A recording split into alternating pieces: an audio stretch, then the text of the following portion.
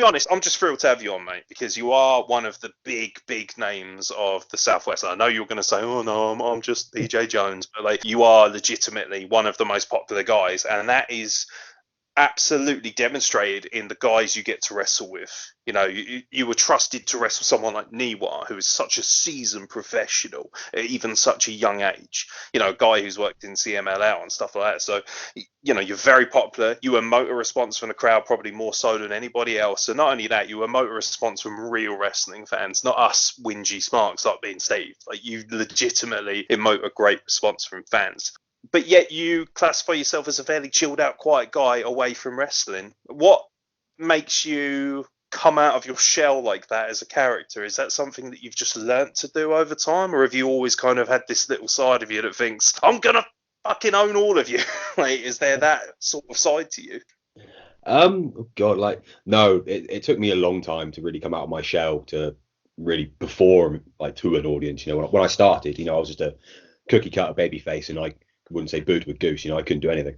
And then like the whole winner like thing, really, I don't know. It happened out of nothing.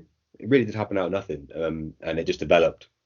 I don't know. I finally got confident just to kind of just shout and bawl, and it just came from there, really.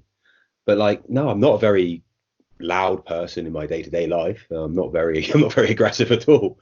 But I don't know. It's strange. I mean, obviously, my kind of character development came from UK Dominator. So if you know him, you know Yeah.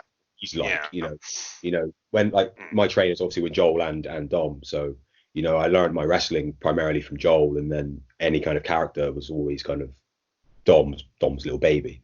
So you know, I wrestled him a lot. I wrestled Dom a lot when I started off. So even though I was a baby face, but obviously it still kind of rubbed off on me in some manner. So that kind of over the topness definitely comes from him. And yeah, just I don't know, just blew up to what it is now, I suppose. Are you training at DWA, or have you moved over to Reach now? Because obviously Reach Academy, you're obviously on Reach shows a lot. Or do you go between the two? Because now you've basically got two really cool family units to train with. Well, at the moment, you know, my actual training is very lackluster. I'll pop up every now and then, but I'm at a very weird point with my actual wrestling and training where which is quite bad for me, and I don't really go enough as I should do. But I'm just trying to get my head around resetting. You know, I want a reset button on my wrestling life and kind of actually go back to scratch, because I haven't got to the point where I think I'm too good for training, because that's completely wrong. But my performance, as much as like the guys like you and Steve will, you know, say, you know, how amazing it is, I'd watch it back and go, nah, that's really not as good as I know I can be. Because when I started, you know, I was a lot better than I am now, and I just think, you know, you're better than that. You need to just go back to the beginning, reset. But you know, I will go to DWA because that's where I started initially, back when it started years and years ago. You know, because that's closer to me. But I do want to go down to the Reach Academy more, because I'm quite invested in their whole entire product. You know, what Matt and Jason have done, you know, in a short space of time is phenomenal, you know, for their shows and their academy. And I love the atmosphere down there. I went down to a few, and it just reminded me of what it was like when I started. It was a really big family. They're really close. And it was like, this is good. They've got something really good down here. So I do want to dabble in both again, you know, just a case of when, really. I know DWA is setting up their own, they've got a new unit being built, which I think opens the end of March and April. So I'm looking forward to that. That's having a ring set up permanently a lot closer to me, because Plymouth's a bit of a trek. So yeah, I'm looking to get back into both of them, because I need to brush up on my own stuff for my own sake, really, because I'm letting myself, my performances aren't what I want them to be. So I need to get back to it, really. Do you know what? We mention it all the time about the Southwest and it being kind of on an island, even though it's not, if you know what I mean. It feels like it's annexed from the rest of the wrestling world. A lot of guys who work down there, the regulars, guys like you, obviously guys like Jason King, and you know, there's a plethora of names, Josh Knott. These are people who, for some reason, don't seem to find themselves all over the country as much. I know Dick Riley gets out a little bit, but even so, I haven't seen Dick Riley on nearly as many cards as you would expect to. Like, you know, he's another guy like yourself who we believe has the quality to be everywhere. Is there a feeling amongst Southwest wrestlers that they have to carry more on their back than the average wrestler, that you have to represent a brand, represent an area? Ooh, I don't know really about that. I mean, speaking for myself, as to like reasons why I'm not wrestling at other places, like I say, it's solely down to me. It's my lack of, confidence in myself and how I look as a performer. I don't think I look like a wrestler as much as, I'm not a small guy, but I'm not one of the biggest ones. So I don't portray myself as a wrestler. I don't promote myself as a wrestler. And that's my own downfall. And I think some guys are the same. Obviously I train with Dick Riley and Josh. We're all very quiet and timid and don't really push ourselves to the point where I think where we should be. Because the idea of Dick Riley not being timid astonishes me. Probably not timid as a person, but like timid for our kind of wrestling. Because I suppose you could argue that with the likes of Joel. Obviously Joel's the guy that trained us, and you could say, why isn't Joel everywhere around the country like he should be? But I don't know how much he invested in really promoting himself, because Joel was very quiet in that regard as well. And especially like social media, where none of us are really the best on it. We don't promote ourselves that well on it. I think we've taken upon it to sort of almost try and help boost it. We've sort of annexed ourselves to the Southwest, like as a podcast, for that reason.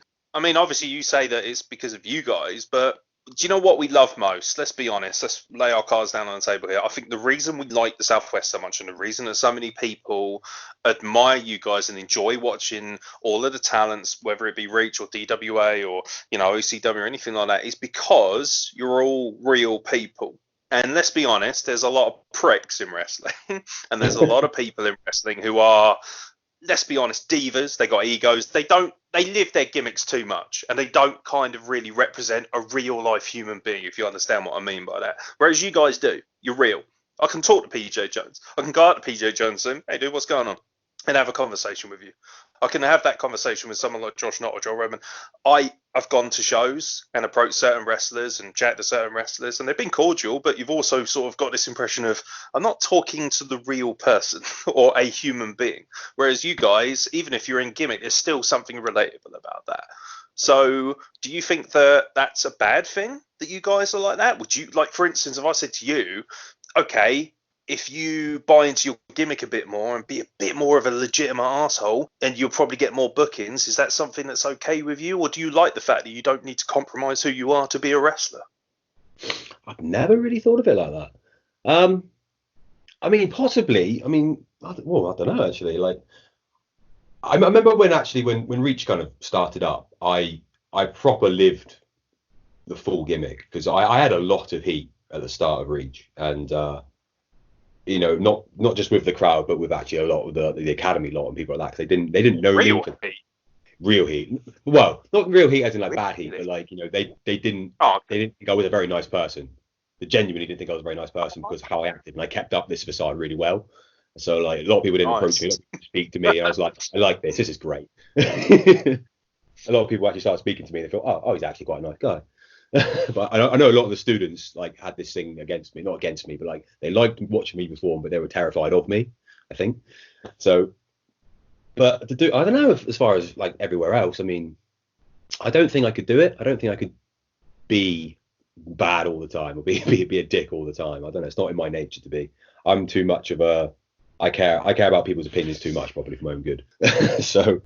The one thing I always get from you when we have our interactions with you on Twitter and stuff like that is that you don't think you're particularly a good wrestler. Well, you don't particularly think that you're shit hot, which is fine. Obviously, there's a balance there, isn't there? You don't want to be that guy who's always coming in, I'm the dog's bollocks, stuff like, for instance, I've spoken to Joel Redman. He has absolutely every right to walk into a room and think he is the bollocks, because he is the bollocks. He's that kind of, but he doesn't present himself that way. And that's ultimately why we fucking adore him, and we adore you and so many other people involved in Southwest Wrestling, except for Jason Kim, because he's a massive bellend.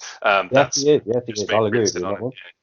There is something so cool and so humble about you. Do you think that's why you do so well, though? Like, you probably don't think you do well, but come on, I've watched you wrestle Niwa. I've watched you, you doing shooting star presses and having these amazing matches with Dick Riley, and everybody you get in the ring with looks better for it and wrestles better for it. And not everybody as a wrestler can say that. So ultimately, do you think it's because you're such a humble motherfucker, because you think that you're so shit? Do you think that's why you're actually really good? Because you don't realize how good you are, so you're always pushing yourself to be better. Well, maybe. I mean, like I kind of, as a person, I think I'm quite a selfless person. So I'm always, more worried about making the other person look good. On the as far as myself concerned, especially as a heel as well. It's your job to make the babyface look good anyway. So I don't really worry about myself. But as far as trying to push myself, not until recently. Like I don't know. It's until I started having like those matches with the likes of Eddie Ryan and Dick Riley in Reach and stuff. To the point where Reach was actually being it was getting around, on social media, for example. So, I was getting a bit more promotion, and likes of you boys as well, pushing my name out there. It's like, okay, maybe I've actually got to start turning up a bit more, not worrying about other people, and actually worry about myself, and actually put a bit more stock into my own stuff. So I did, try and be a bit better in like those kind of matches. My humbleness probably doesn't help. It doesn't help, because if I truly thought I had something special, I'd promote myself, but I don't. So I don't know. It's a weird one with me. I'm a very strange cookie. Ultimately, your gimmick is the winner, and it's funny actually that you mentioned that you're selfless and you help get the other guy over, because that should be part of the course, but it fucking isn't. No, I'm still gonna be honest on this podcast. People hate this shit, but I don't care. Like, ultimately, I'm more hated. I really don't give a fuck at this point. There are so many guys who are in your position who don't help or don't try and get the other guy over as much as they should. Do you know what? The first thing I remember Steve saying about you, because let's be honest, Steve is basically, I swear to God, he's your love child, because he loves you. Ultimately, the very first thing he said to me, he is a fucking legend. Don't tell him I said that, for God's sake. The very first thing he said about you was, this guy doesn't fucking mind being embarrassed, doesn't mind being the butt of a joke, because he gets it as a wrestler. I had a match fairly recently where I basically had to be a much more of a comedic idiot heel than I'm normally used to.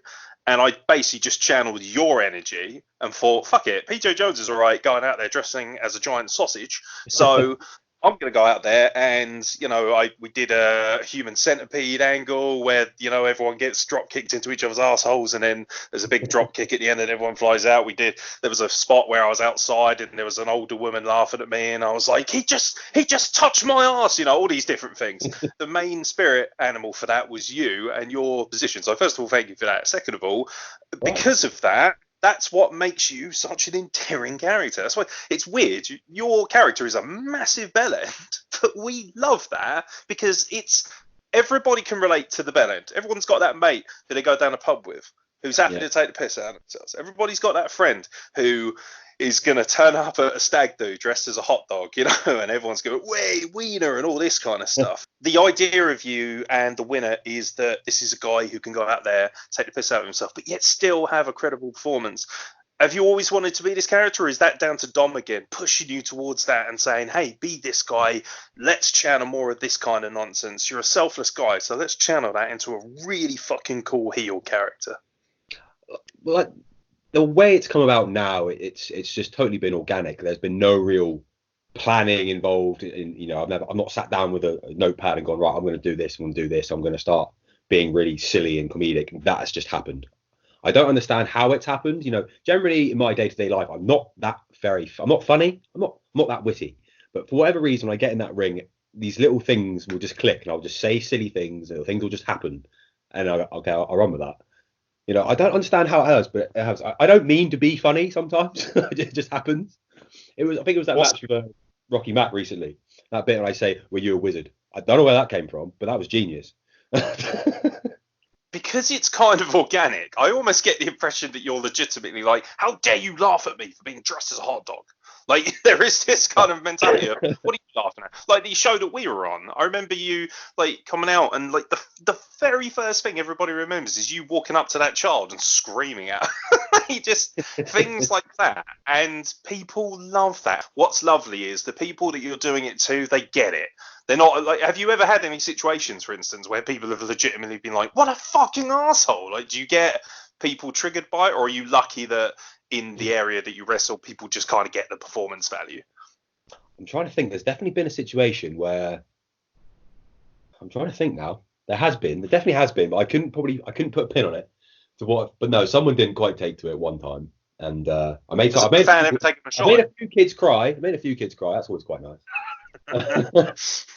But no, majority of them, like, they know me. I mean, I've been around the Southwest for a while now, so they know me, like, not necessarily being the bad guy, so they know my normal kind of character as such, and so they don't really take it too seriously. I think, like, Mr. Brown, he's been watching me since I started. He's been around forever, and to the point now where I'm saying things back at him, and I'm making him crack up. He's giving me the fingers, and I say something to him, and he starts laughing. I think, got you. But I love that. I don't know why. It's the interaction I love more than anything else. I love being able to make people, like, all the range of emotions. I can make people genuinely hate me, and I can make them laugh, but laugh at me, and that's the biggest thing for me, I think, for wrestling. That's why I love it so much. It's being able to entertain people in very vast different ways. Sometimes without even trying, but Have you always wanted to be an entertainer? Have you always wanted to be a wrestler? Like, when you were a little kid, did you always think, I'm going to be a wrestler? I want to entertain people? God, no. Like I say, I'm shy. I'm placid as anything. I never thought that I would be, wearing spandex, parading in front of, like, a few hundred people, in a giant hot dog costume. No, that never ever came into my mind. I always wanted to play football. I just wanted to be a footballer when I was a kid. That's what I wanted to do. Really? Yeah. I played football for years, and then it wasn't until I broke my leg, kind of. I had a weird fracture, but I couldn't do anything. And I was just I was dabbling in the backyard wrestling kind of stuff, my friends just messing around. Yes. All that nonsense. That's how I met, the likes of Dan Stanley, Baines, and Nick. We all lived in the same area, and we just, a mutual friend of us all kind of put us together, and we were like just backyarding essentially. And but I never imagined I would be, doing it. As much as I don't do a lot of it now, but even to just kind of, pretend that I'm doing something that I love, it's odd. It's odd, but yeah, it's fantastic. I wouldn't change it. I wouldn't change these last 11, 12 years. Do you have any footage of you doing backyarding? I do have some stuff, yeah. Well, we didn't do proper backyarding. We used to rent out like a local dojo in our leisure centre. We just like. Right. I got this idea of dancing Daddy Baines, like making his entrance out of like a forest or something, and then like giving someone a senton for a pasting table. Like that's. We didn't have that. Unfortunately, no, we didn't have that. Dirty Dick Riley, however, has several VHS tapes of him doing that kind of stuff. Coming out of a shed, jumping off of sheds and going through like fence posts and stuff. He's got plenty of them. But no, we were. Tell him to get his ass on here, then we can make some real money out of those. Absolutely. Oh yeah, they're fantastic. No, I do have a disc somewhere of all our old dojo days. Actually, it's something to behold. Yeah, absolutely. I want those. Like those are like absolute prime for our social media. Like when you become huge, you have to let us have those so we can have the exclusive rights to them because they will be killer, absolutely killer. You mentioned football. Fuck it. Let me veer off for a second because I'm always fascinated by the person behind the wrestling. Who's like, who do you support ultimately? Are you a Plymouth fan? Are you interested in that kind of region of football, or have you always had a bigger team? I've always been an Arsenal supporter. My God. Steve is he's gonna have sex with you at this rate, man. He didn't love me enough. No, yeah, I've always been my dad, he's a Leeds fan, so he always tried to get me into Leeds. Back when I didn't really have much idea really about football, he bought me the full kit. I used to run around in it all the time before I even really knew anything about what actually went on in football. And then one day I kind of went into my granddad, and he's an Arsenal fan, and he was like, "I'll watch this instead. This will be better." And it was like, Ian Wright, Dennis Bergkamp kind of day. So I was like, "Oh, they're much better." So yeah, my dad wasn't very happy, but my granddad was over the moon. Well, I'm not like a diehard one, but I follow them even though they're doing rubbish right now. But what's the What's the position that you wanted to play? I played everywhere in my younger years. I literally went from every single position. You know, I started off defender, you know, then midfield, striker, back to goalkeeper, and back to defence, back to striker. I think the last time I played football, I was primarily midfield, but defending's probably my art. Well, yeah, especially when it comes to talking, because defenders like to talk, which I is was quite quiet. I was a quiet footballer though. I was never mouthy. I was never a mouthy one, but I would throw my weight around. I was quite good at You weren't that. Benny Jones. You weren't doing the old Gascoigne stuff and grabbing people by the bollocks and all that kind of thing. Oh no. Yeah, I was very timid, but you know, I would Totally do that in your wrestling repertoire. You should be that guy who, like, you know, gets an old twist of the nuts while the ref ain't looking. the old Vinnie Jones. Yeah, I can do that. Yeah, you know, somebody with a little bit more gusto about them, like a Joel Redman. I imagine he's got, you know, a sizable amount of grapefruits for the twisting. I'll be telling. I'm a little bit more. Well, I don't know what's more concerning: the fact that I veered down that route, or the fact that, you know, you sort of thought could probably drop how big Joel Redman's grapefruits are, but I won't. What's the funniest thing that's happened to you as far as in-ring activities? Because obviously you're a great wrestler, but you're also a comedic wrestler. So what's the most embarrassing thing you can remember from being a wrestler? Oh, good God. One of my favourite ones. Well, I can say it's really embarrassing, but it's one of my favourite ones, I think. It was very early on. I started wrestling, and I was wrestling Joel, funnily enough. It was for the old PWA, Plymouth Wrestling Association kind of promotion, and one of the first shows I did at the Guildhall. And you know, I was really nervous anyway, and so I turned up at the show quite late, I think, because I think it was like a Friday show, so I was working, so we got there quite late. Didn't have much chance to go and test the ring out or anything like that. So anyway, I go out and make my entrance. Back in those days, you know, generic baby face, you know, you have the generic bolt into the ring, you know, entrance as you do. So I go to do that without really knowing that the ropes of this particular ring were slack as anything. So I go vault in, completely flip it, land bollock first on the top rope. About, you know, there was a good crowd, about 400, 500 people, I think, at the time. Yeah, completely bollocks myself. You know, Joel's over there in the corner pissing himself. So is Dom, because Dom's managing Joel. I was like, oh, great, this is good. And I go to get off the top rope, and the ropes are still that slack. My foot gets caught between the middle rope and the top rope as I'm trying to get into the ring. It's like, this can't get any better, can it? Someone's got that, surely. Someone's got the footage. Funny enough, I found the DVD of it the other day, and I thought I was going to show my girlfriend, like, you know, a proper PJ Jones looper. But yeah, it got edited out of it. But I'm sure it's probably cropping around. What? Oh, shameful. Yeah, it was cropped out of the final DVD, but it must be there somewhere. It'd be famous. We could get you on Botchamania. Like, you could get, like, your brand. Hey, I could be on Botchamania for a lot of things. Christ, I must have botched up a lot of things in my time. I'm trying to think now. You know, I've had a lot. I've had a lot of blunders. You don't have to share if you don't want to. Like, if you want to present yourself as a flawless wrestler, like, by all means do. Like, don't feel that you've got to throw out, like, all the most embarrassing things just because we've championed you for so long. Like, you know, feel free to, I don't know, hide a few of the details. I don't mind. No, mate, I'm more. You know me. I say I like taking the piss out of myself. I'm not one to shy away, but it's a case of just trying to remember them. That one always sticks out in my mind. I had an unfortunate, I don't know if I should say this. Yeah, I'm going to say it, screw it. I had an unfortunate kind of, you ever heard the story of John Cena had a minor incident when he wrestled once? He had a dodgy stomach. Yes, I did, yeah. Yeah, that's happened to me. Oh, really? Who was that against? So this was against Dom, funnily enough. He's the worst guy you want to have an accident with. Well, no one knew about it until after. Well, no one knew until afterwards. But like, this was one of our first proper DWA shows back in the day, 2009, 2010 time. And I was set to wrestle Dom anyway. No, I was set to wrestle just one of my mates at the time who was training with us. And you know, at the time, quite nervous. This, that, and other. You know, first show, but you know, go through the motions. And then Dom's opponent didn't turn up. So Joel's like, oh, for God's sake, you know, he's throwing a wobbly. You know, he's like, oh, someone's gonna have to wrestle. Right, PJ, you're gonna have to do double. But what? You know, I've never worked double like into my entire life. You know, just the thought of getting through one match at that point was, you know, terrifying. So what? So you're gonna wrestle Dom? You know, so I had to go try and get one match down, and then try and get, you know, the match with Dom down.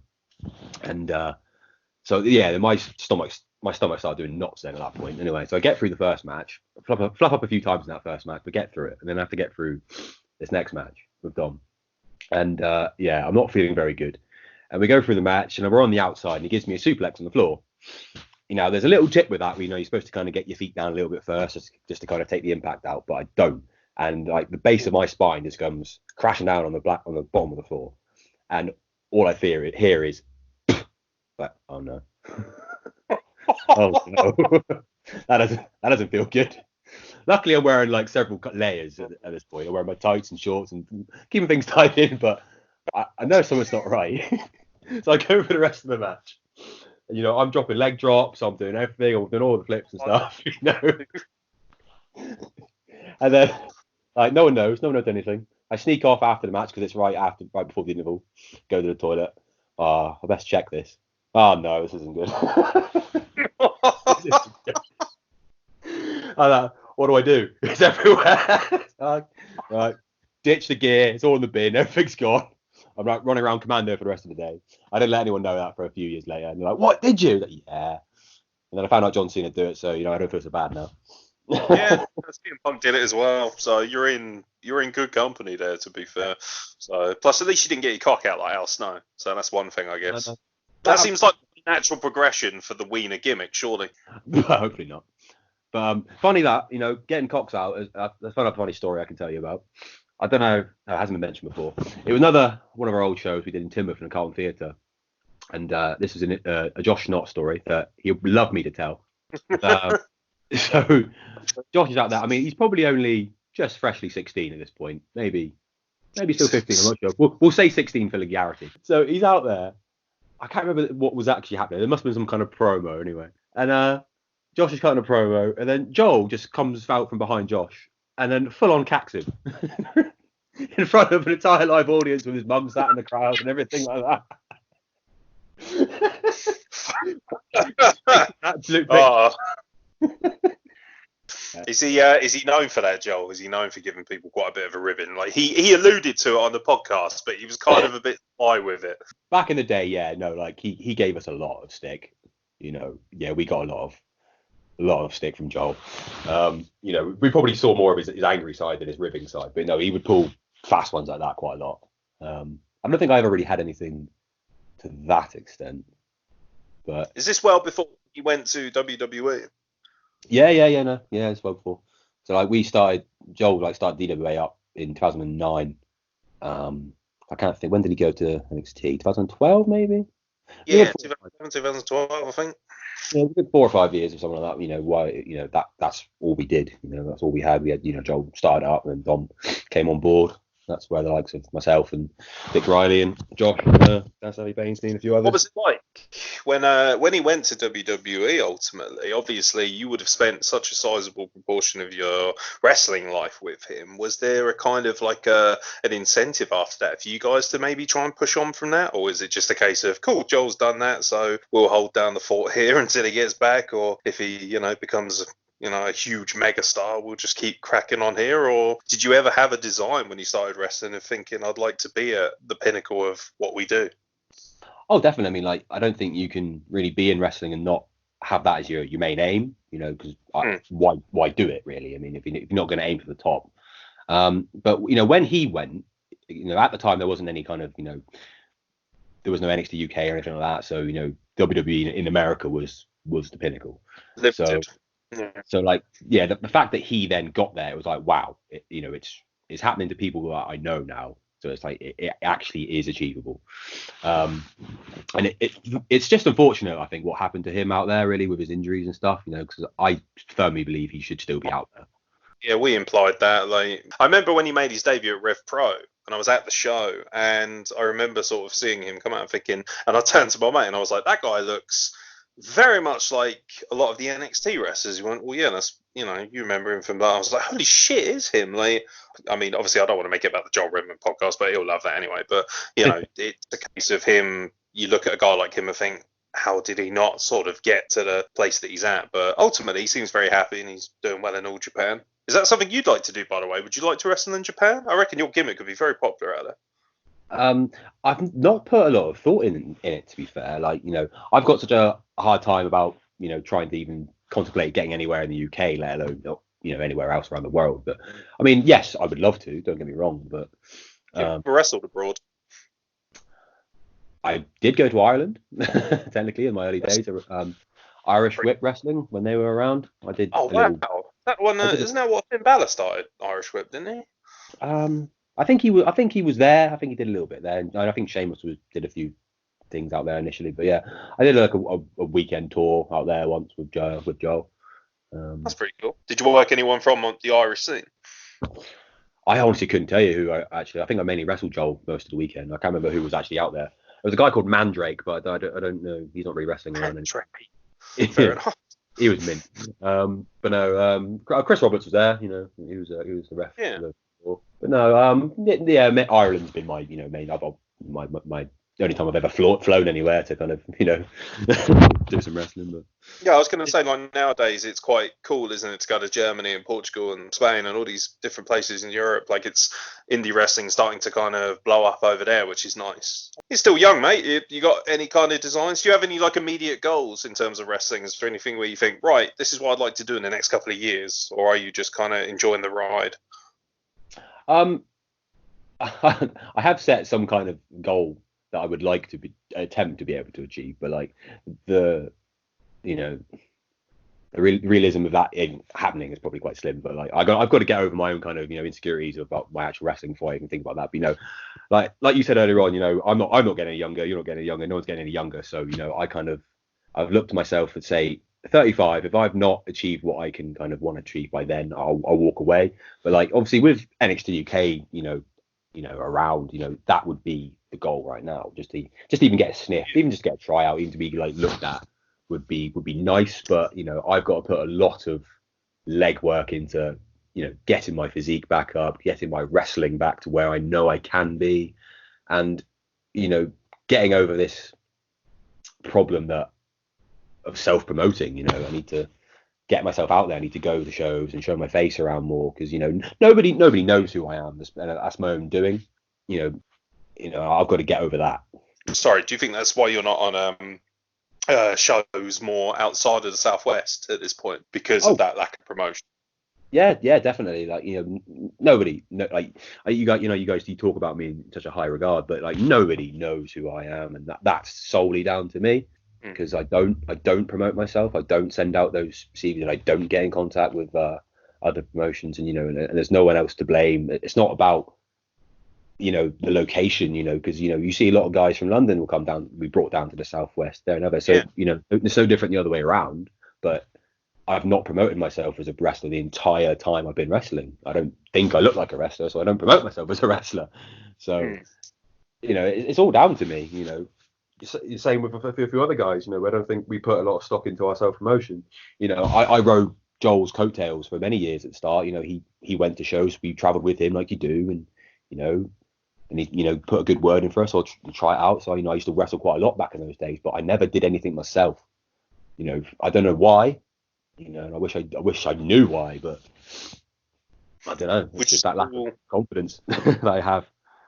Would you like to be a full-time wrestler at least? Like, would you like to get away from working elsewhere, or do you like? Because one thing I'm always fascinated by is the fact, because obviously the majority of us, what people don't realise is wrestlers kind of have normal jobs. Like, they don't just work, as a wrestler. They don't just rock up on the weekends, get paid shitloads of money to expose themselves or whatever, and then piss off. Like, you have to be a normal human being as well, which kind of sucks for most of us, and none of us really enjoy it that much. But how does it feel? You work full time, and then you work very hard for it, and then obviously the weekend comes along and you're PJ Jones, the winner of Reach Wrestling. You're wrestling someone at Niwa or Dick Riley, and then Monday you're back to work again. What's that vibe like?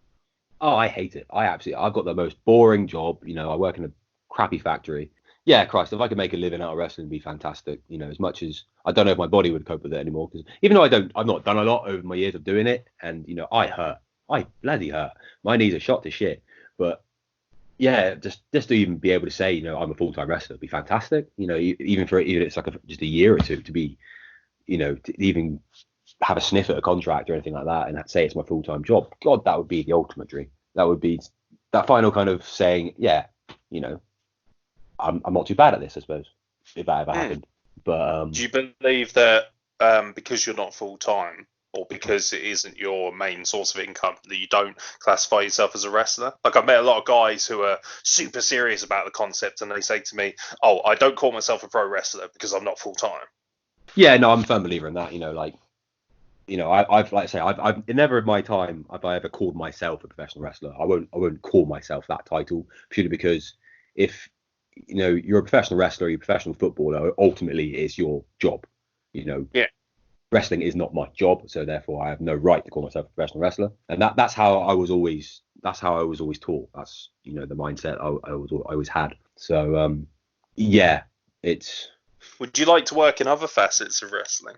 Because you must have picked up a fair amount of knowledge. Like, for instance, someone like I see someone like Dom, who is in astonishing condition for his age, but he's also he's obviously a businessman as well. I believe he runs DWA essentially, and he's basically he's a bit of an entrepreneur, really. Is that something you'd like to kind of break through to? Because you mentioned obviously being in pain all the time, and you're a reasonably young guy as well. Like, that worries me because I'm older than you and I'm already in pain and I haven't got nearly as much mileage. But do you think that BJ Jones kind of look at things and think, I'd love to be that guy who maybe turns up at shows and hires out rings and sets up rings, and would you like to train yourself, for instance? Would you like to work with the next crop of people who are coming through from the southwest? Yeah, there's other avenues of wrestling that I'd like to have my finger in that pie. Like, I do enjoy, I've got no right to really call myself a trainer, but I do enjoy helping people. It goes back to my selfish acts. I especially with like the new crop of people, this neck of the woods. When I started out, there wasn't much, and now there's a bit more now than what I had. So like, especially with the Reach Academy, so I've been down there and they have a lot of potential people down there, and they're lacking a few things in the academy which I would like to be able to bring, to them, just through my own experiences of it. And because as much as they've all gotten good to a point now, they're still very rough around the edges, and there's only no discredit to Jason and to Grayson, for what they've done, but those boys aren't that polished themselves, and I think they will admit that. I don't know, or I might just shot my bookers down in a ball of flames. But if you end up jobbing the next show horrendously, then I know why, and I apologize. But like that, yeah, there's aspects of their own kind of wrestling that is only going to take those people so far. So like, they definitely need. Not to say that I'm the messiah of wrestling or anything, know everything, but so I would definitely like to help down with Reach more. And when DWA gets their unit up again, I'll pop on there for my own sake. But like I said to you earlier on, I need to reset my own kind of wrestling training and stuff and get back into it for me. So I don't want to necessarily be stuck primarily helping people. I need to go and do my own thing to try and better myself. But no, I'm thoroughly invested in helping this new crop, because I don't know. I think I don't know. I suppose I feel like I owe it to the new crop, because I've been around. I've got a bit of knowledge, but like, because at OCW, you got the winner circle. You kind of the guy really there, if we're being honest. Like, you're kind of at the head of that. Well, yeah, that kind of that whole faction thing. I don't even know really what is kind of going on there. Like, but no, like, I did those shows. Like I say, favor to Chris. Chris has always been nice to me. He's always and I was a bit skeptical about even doing them at the start, admittedly, but it was something actually, like I heard Eddie Ryan say in another podcast about taking every opportunity to just go and perform for yourself rather than worrying about all the nonsense around wrestling. I got in a bit of a weird spot last year of wrestling. I just wasn't really enjoying it, and I was letting all the politics that was going around, and some things were just bugging me, and I was like, I wasn't just really enjoying it. And then I listened to what he said, and it really just struck a chord with me. And he's like, he's right. And he said the whole line of he's not getting any younger, so he just wants to go out there and take opportunities that he's getting, and just to go and enjoy it for himself. And I was like, he's right. He's bloody right. So take away what I've got this opinion of what it is. Just go out there, do your job, enjoy what you're doing, and not worry about it. Yeah, I was thinking about that, really. That's kind of struck a chord with me, because I've kind of had that recently, where I've not lost passion with wrestling, but I've kind of become a bit jaded with certain aspects of it. And Yeah. ultimately, I think one of the biggest loves about this podcast has been able to connect with people like yourself and realize that it's not actually nearly as bad. There are a lot of good people in it, and you just got to kind of almost filter what you listen to and what goes through your mind and things. Otherwise, you will become very jaded very quickly with what is such a weird profession, isn't it? Wrestling, it's so different to anything else. Like you just there's no environment like it whatsoever. Like I worked at Royal Mail, which was, it was a shithole, honestly, and it was full of snakes and everything like that, and it still didn't hold a candle to the nature of professional wrestling. And I wasn't ready for that when I stepped in at such a late age. Like I've only been doing it for just over a year now, and I was just like, whoa, what the fuck? Yeah. Like, and it's made even worse when you kind of come in at an older age, I think, because everything about me at my age sort of says, yeah, that's not right, or no, I shouldn't do this, or no, I shouldn't do that. And then almost what happens is you're too old to get the fun out of it. You're really enjoying a lot of success right now at Reach Wrestling. You are one of the bigger names, the bigger stars in the Southwest in general. What would you like to do to push on from that? What would be like your immediate thing? If I said to you, right, next 3 months, you got an opportunity to maybe move on, work for somebody else, go somewhere else. What's the kind of the next immediate goal for the winner? I would like to get a more permanent role, perhaps with Pro Wrestling Chaos. I managed to dip my toe in there, at the end of the last management. So I need to kind of make sure I keep my face, cropping up around there and see if I can fit in there. But I don't think my gimmick actually suits there. And that's actually another thing I could probably mention about what's held me back is actually the gimmick, as much as Really? Yeah, no, as much as I get a lot of plaudits from the likes of yourselves and stuff and people and fans and whatnot, but it doesn't get well perceived among my peers, probably should I say, and I don't have a lot of belief in it myself. I know I can go out there and use it to my extent to get the reaction I need to get and do my job, but as far as it being able to go across to these more less family orientated shows and more of a broader scale, in the internet kind of feds and stuff, I don't think it comes across very well there. So like that's definitely helped me back a lot. But so really? I need to. You think? Yeah. Do you not think that's more of an indie darling approach though? Like, I mean, far be it from me to disagree with you. You know better than I do, but at the same time, I watch a lot of wrestling. A lot more than people probably realize, and I am always in and around it, like low rent Meltzer, whatever people call me, and all that kind of shit. But for me, at the core value of wrestling is the ability to connect with people, and you do that better than most. So what makes you think, like, would you like to be more serious then? Would you like to be more like Joel Redman, where you kind of almost come across as like a pure athlete of a wrestler? Because your character, really, like, I'm far be it from me to disagree with you, mate, but honestly, getting away from that character would be a bit sad, really, and it would compromise a lot of what makes you so special as a wrestler, at least in my eyes. Yeah, no, I appreciate that, but I don't think I couldn't get away from the outlandishness of the character as such, because then it wouldn't be me. Like, what I do now, as much as I don't do the winner kind of gimmick as much as silly as I used to, as such, because all I used to do was just shout winner like every 2 seconds, and everyone's like, it's really annoying. I was like, yeah, but isn't that the point?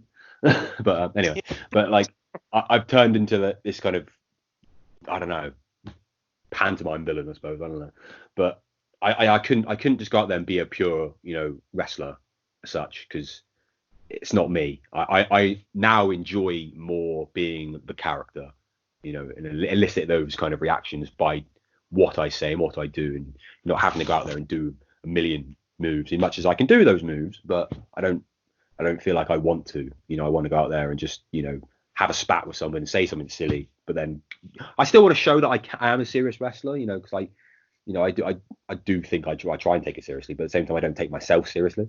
But I need to kind of find a fine line between it. But like, yeah, I don't know. It's a weird thing with me in the actual gimmick. I think that's another thing. It's held me back because I don't have any real belief in it. So I don't, I don't flaunt it about. Yeah, I've stuck with it for a long time just because I know it and I know what I can do with it. But yeah, I know a lot of people that they don't have any stock in it, promoters wise and things like that, and some of my peers, they don't think it's any good, and they they'll openly tell me that, and then I'm like, well, I'm creatively like rubbish for myself. I can come up with a million great ideas for anyone else, but when it comes to myself, I just go, there's a big brick wall and I can't seem to break through it and think of anything. So I just stick to what I know, and but I enjoy doing it. I enjoy what I do. Yeah. I wouldn't still do it if I didn't remotely enjoy it, but I know it's not going to take me past a certain point. If that makes any sense. Yeah. Do you feel like you need to evolve to get to the point you want to be at? I think so. I think something's got to change, but whether it will or whether it will, I do not know, because I'm very I think I'm very scared of taking these kind of leaps of faith, when it comes to things like that. Like this whole gimmick just kind of came about randomly anyway, and well, I say came about very, I was influenced by certain people. It wasn't just created by me. The whole Winner thing's been around for ages. I don't know if you ever saw Shah Samuels and Terry Frazier in the early days.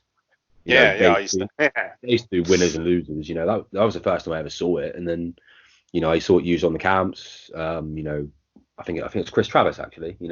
Match against Ligero, and he would shout winner quite a lot, but I just took it and ran with it a bit more.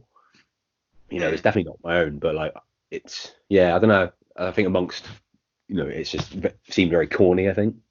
I don't know. It's a weird position. Like, obviously, I'm coming at it from a position of a guy who doesn't really know that much from a business standpoint, but I do know a lot from an emotional standpoint.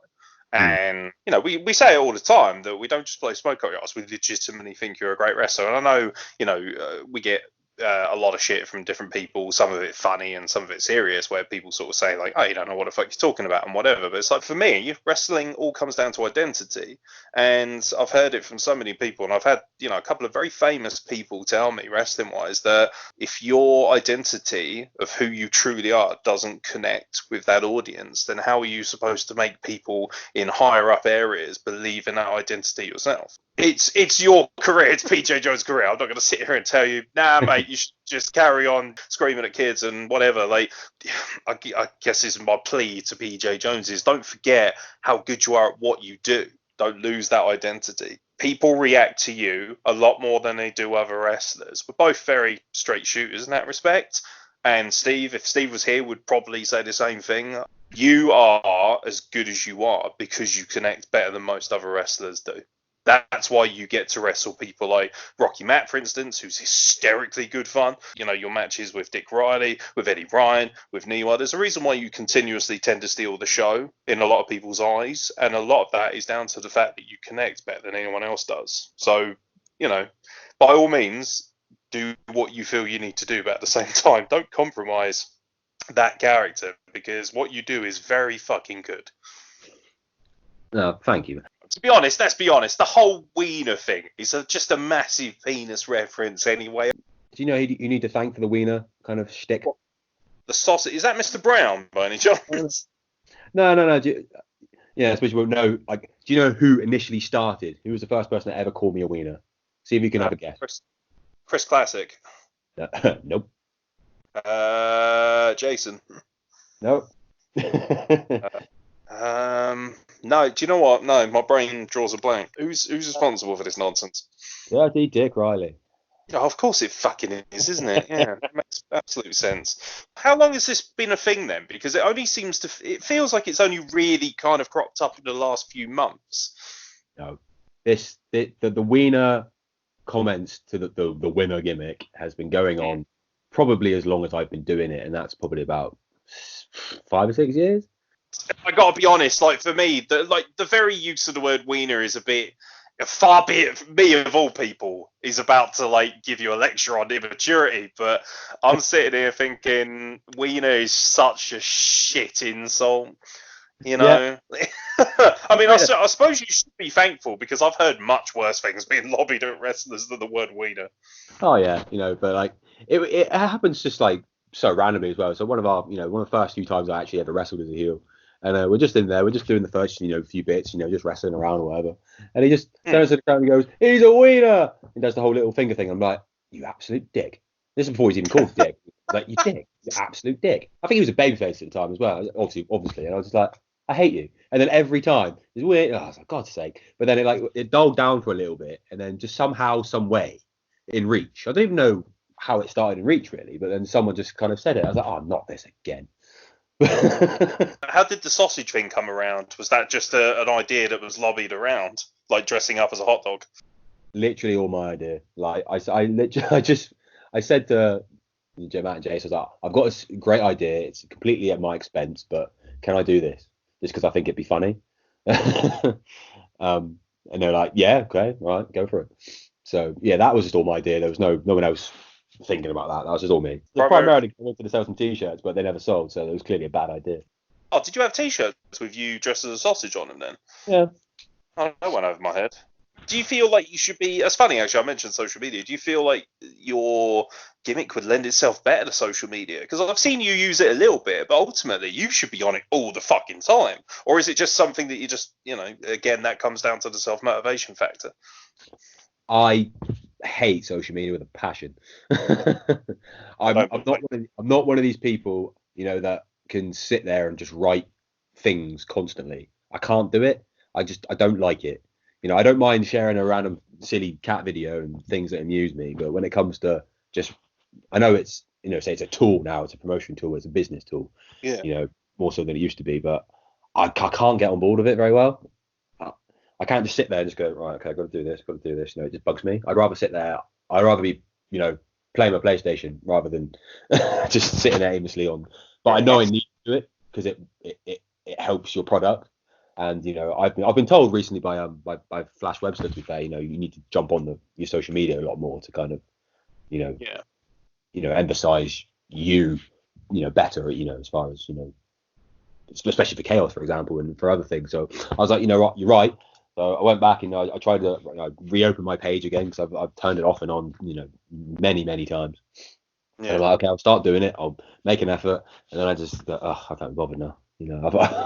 But I need to do it. Everyone needs, because a lot of people have gotten more work because of it. You mentioned Flash Morgan Webster, actually. He's just taken over Chaos, hasn't he, with Wild Boar, if I'm right? Is that kind of something that, because obviously you mentioned you want to stay in with Chaos, do you think that's because of the WWE connection as well? Because that sounds to me like it could be a very profitable relationship, especially for someone like yourself. Yeah, definitely. It's like, obviously it's the kind of closest promotion as far as having those kind of connections. So I would definitely like to, try and get my full foot in the door rather than just my big toe, essentially. But I know I've got a lot of work to do before that's even plausible, and that's where it comes down to thinking maybe the gimmick isn't going to be perceived that well there. As much as when I did my little stint, I spoke to Dave, and he was like, what I really like is how much you actually engage with the audience, even though you're out there for like 5 minutes. But that was really good. We don't see a lot of that. I was like, oh, okay, must be doing something okay then. But yeah, I really would like to get into Chaos, but I don't think my stuff is what would fit in there. I don't think. But yeah. Okay. Well, you never know. We'll keep pushing. But, yeah. Oh, well, it was just an attempt to try and actually push it myself at all. We're quite in with the Southwest community as a whole.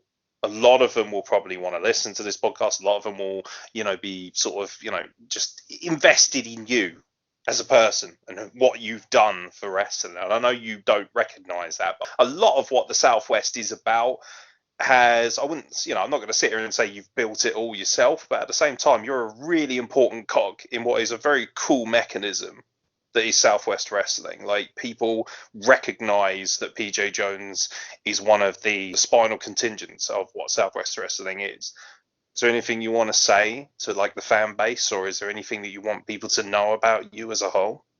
Oh, good God.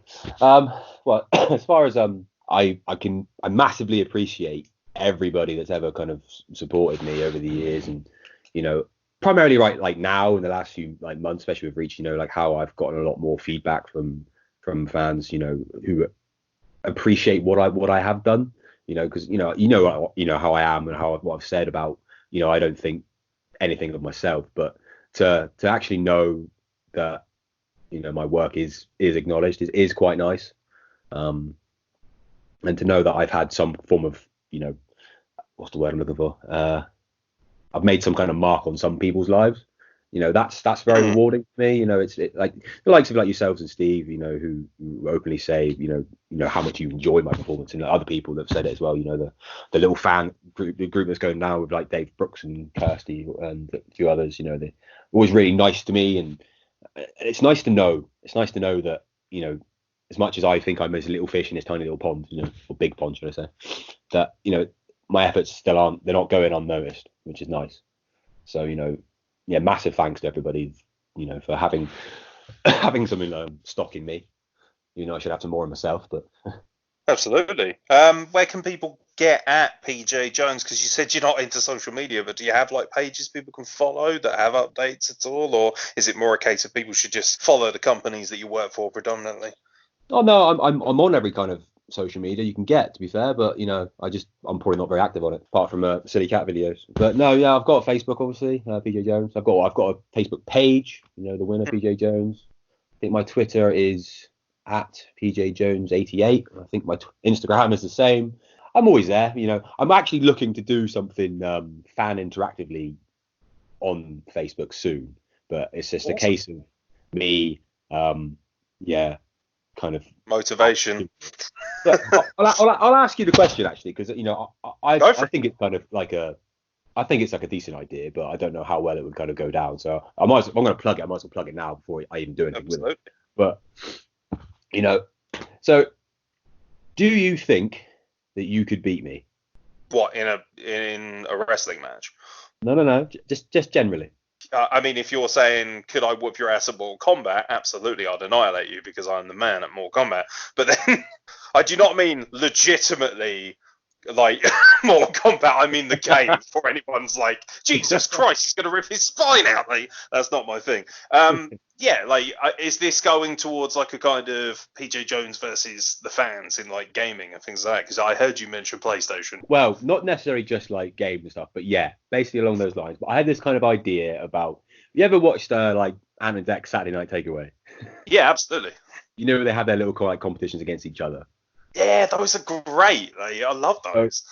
I was kind of thinking or wondering to myself, like, could I do something where, like, I put it out there that, do you think could you win against the winner, basically? So where people would comment on this post I put out, like challenging me. You've got one chance to challenge me to anything, okay?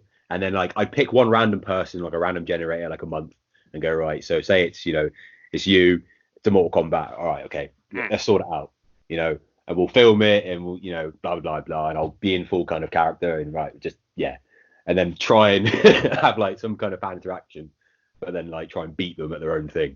I don't know. I just thought that might be quite funny. Right. First of all, yes, on every account. Second of all, I demand an opportunity at the winner. Also, I can just hear Steve fapping from some ridiculous region out in Southwest right now. I think he'll challenge you to something actually quite overtly sexual, judging by his man love for you. So I'd probably be very careful about choosing Steve, but ultimately it is what it is. No, the idea is fantastic. Who doesn't want to watch PJ Jones, the winner PJ Jones in character, versus say like the best man Jason King, playing each other at some obscure PlayStation game, or trying to just something stupid or ridiculous. The idea of people, they'd love to get involved in that. Love to. Oh, I hope so. I might just believe in yourself. Believe in yourself more. Hey, everyone listening, bombard his social media and tell him how fucking good he is until he believes it, because you're getting on my tits now. Thank you. No, yeah, like, trust me, my missus gives me a lot of stick about not believing in myself, as much as do other people. So, I've got to do it somehow, some way. I'm sorry if I've come across really boring and really motivated. No, man, like you have been, honestly, like you have been the guest I thoroughly expected you to be. You're as fucking cool as everyone thinks you are. You're as fun as everybody thinks you are. It's been fucking great. It's strange for me to be able like to even talk about myself, but no, thank you for giving me the platform to do it. And again, thank you to you and Steve for your awesome words over the the last however long it's been since you've been doing the podcast for Reach and the Southwest. You guys are doing a fantastic job in promoting it more so, and to spread the word out there for not just myself but everyone else that's down here that deserves a lot more credit than they're getting. So you guys please keep up your work and your great work of what you're doing, because it's very, very invaluable for people like me that I struggle to have any confidence in myself, but to know that I'm still having a positive reaction on people, it's nice to hear. So it still keeps me going. It still keeps my fire burning. So thank you, should I say. Okay, so we're going to leave it there for now, but we will have you back on very soon to chat more about a few more things. I want to ask you a lot of things about Cornish Pro Wrestling, for instance, Renegade, working with different companies, a few things that you hope to achieve as well, and your opinions on some of your peers. But we'll get to that in part 2.